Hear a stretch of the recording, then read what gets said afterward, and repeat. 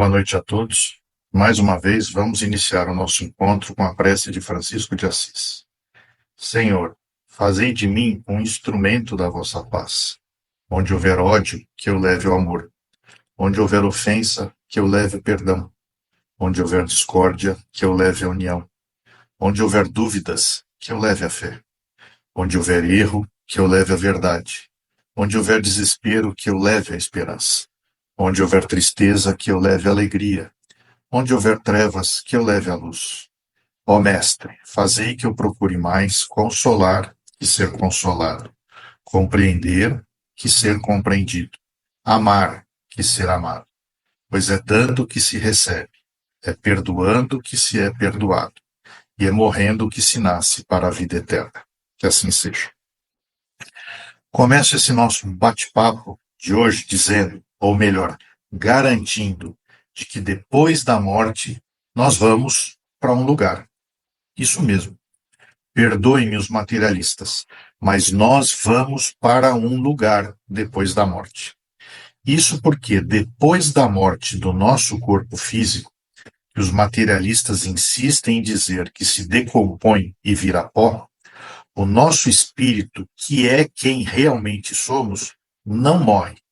Nosso espírito é imortal e ele vai para um lugar específico. Agora eu peço perdão para aqueles que acreditam que o nosso espírito depois da morte vai descansar. É isso mesmo. Nosso espírito não descansa depois da morte. Não existe esse tal de descanse em paz. Garanto. Bom, comecei hoje bastante polêmico e incisivo e preciso explicar melhor os meus posicionamentos, ok? Então vamos lá.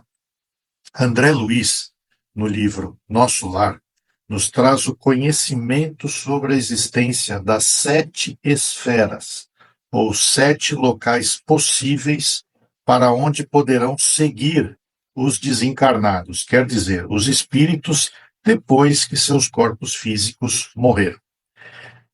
São eles, esses 7 locais. 1. Abismo. É a mais inferior de todas as esferas. Segundo André Luiz, é uma região espiritual de enormes sofrimentos. Vão para lá os espíritos dos avarentos, os mãos de vaca, os homicidas, os suicidas e os viciados. Nesse lugar há vales profundos, como o Vale dos Suicidas. Segundo lugar, trevas. É a segunda esfera mais inferior. É um local pavoroso, continuamente escuro, daí o nome. Vivem lá os espíritos que, quando encarnados, foram imorais, envolvidos com a luxúria, que é o desejo sexual incontrolável, a corrupção, etc. Terceiro lugar, crosta terrestre. É o local habitado pelos encarnados, é aqui. E também pelos espíritos muito apegados à matéria. Em decorrência desse apego à vida material, bem como ao desconhecimento sobre a imortalidade da alma e da vida espiritual, esses espíritos não conseguem se perceber como desencarnados. Alguns até acreditam estar ainda vivos nos seus corpos físicos. Eles continuam a viver nos locais que estavam acostumados quando encarnados, chegando mesmo a manter o mesmo ritmo de vida. Há aqueles que moram no mesmo ambiente familiar juntamente com os seres amados, numa coabitação nada positiva para os encarnados, pois os contaminam com suas energias desequilibrantes. Outros seguem trabalhando ou ainda vivendo nos antigos vícios, como drogas, sexo, álcool, fumo, etc. O quarto lugar, o famoso umbral, ainda é uma região de vibração inferior e de muito sofrimento também, que serve de transição para os planos superiores. Indivíduos muito viciosos ou culpados quando encarnados são conduzidos para essas regiões, lá permanecendo até que verdadeiramente se arrependam e expurguem as cargas energéticas ruins. Os espíritos que vivem, que habitam o umbral, às vezes muito intelectualizados, mas sem moralidade, exercem influência perniciosa, ruim sobre os encarnados. No momento certo, eles serão retirados de lá pela espiritualidade superior. Quinto local, as colônias. Colônias ou zonas de transição representam a quinta esfera, como eu disse. Os espíritos que conseguem seguir para lá vão se readaptando à vida espiritual, onde estudam e progridem. Como em nosso planeta ainda temos muitas imperfeições morais, entidades arrependidas ou conscientes de erros e com desejo de progredir é que vão para lá, além daqueles que tiveram uma vida mais nobre, mais espiritualizada, em comunhão com Deus e procurando viver e fazer o bem. Sexto local, as esferas superiores. São regiões de felicidade, habitadas por espíritos muito evoluídos, ou, como podemos dizer, os espíritos superiores. E, por fim, a sétima esfera, sétimo local, são as esferas resplandecentes. São regiões espirituais de paz e encantamento indescritíveis. São habitadas por espíritos que já alcançaram a plenitude de sua evolução, não sendo mais necessário reencarnarem. É a morada do nosso Mestre Jesus, por exemplo. Bom, dessa forma, quando morremos, nossos espíritos irão para algum desses 7 lugares, dependendo do modo como nos conduzimos na Terra.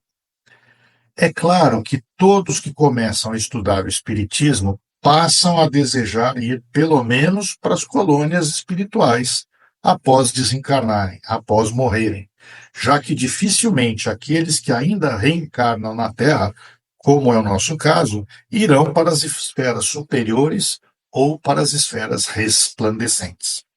Há sempre uma ou mais colônias sobre as cidades e estados do Brasil e também de outros países do mundo. Sobre Santos, por exemplo, a irmã Sheila trabalha junto às crianças na colônia Cidade Alvorada Nova, dirigida por Caibar Schutel.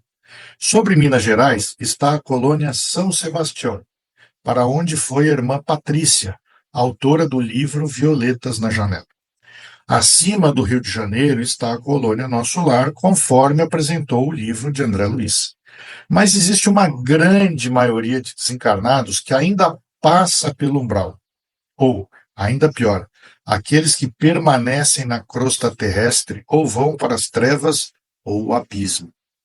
É certo que todos os espíritos daqueles que morrem vão para algum lugar. Ninguém desaparece ou vai para o nada, como eu disse lá no começo do nosso bate-papo. Mas essa ida normalmente não é instantânea. No exato momento da morte, o espírito passa por um período de perturbação. Nesse período, suas sensações ficam meio que adormecidas, de modo que o espírito quase nunca testemunha o seu desenlace. Algo parecido com o que ocorre com uma pessoa que acorda depois do efeito de uma anestesia geral. A duração dessa perturbação pode variar de alguns dias para até vários anos. Alguns, inclusive, nem passam por essa fase. Aquele que já está purificado e se livrou do apego à matéria durante a sua vida carnal, logo se reconhece na situação de desencarnado. O caso, por exemplo, do nosso querido Chico Xavier.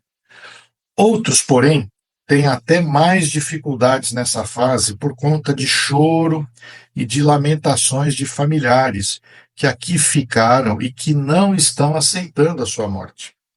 Essa situação melhora quando os que aqui ficaram se reequilibram e passam a fazer preces pelo desencarnado. Há também os que têm merecimento de receber um resgate. Ao despertar, o que muitas vezes se dá em hospitais no plano espiritual, o espírito recebe cuidados médicos e pensa que ainda está vivo. Sente-se atordoado, como se despertasse de um sono profundo. No caso de morte violenta ou súbita, pode acontecer de o espírito se ver atordoado e não acreditar que morreu. Dessa forma, procura locais e pessoas que lhe eram familiares.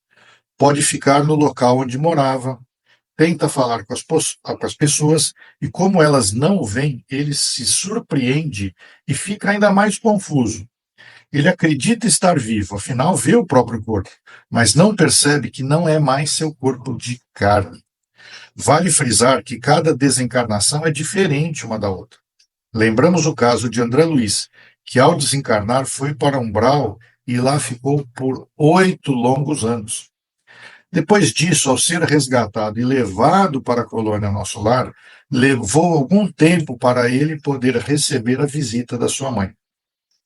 O que importa é nos lembrarmos de vigiar os nossos pensamentos e procurarmos sempre fazer a nossa reforma íntima, de modo a evoluir e, quem sabe, podermos seguir para alguma colônia espiritual quando morrermos.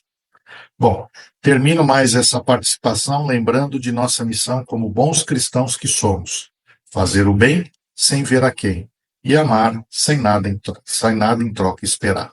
Um bom final de semana para todos.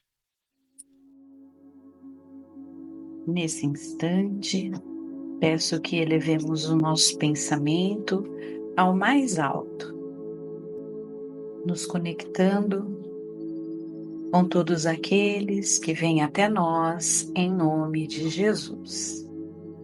Prece de Cáritas. Deus, nosso Pai, que sois todo poder e bondade, dai força àqueles que passam pela provação. Dai luz àqueles que procuram a verdade. E ponde no coração do homem a compaixão e a caridade.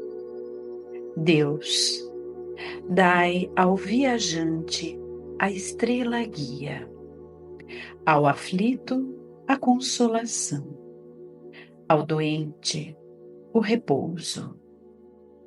Pai, dai ao culpado o arrependimento, ao espírito a verdade, à criança o guia, ao órfão o Pai. Que a vossa bondade se estenda sobre tudo que criaste. Piedade, Senhor, para aqueles que não vos conhecem, e esperança para aqueles que sofrem.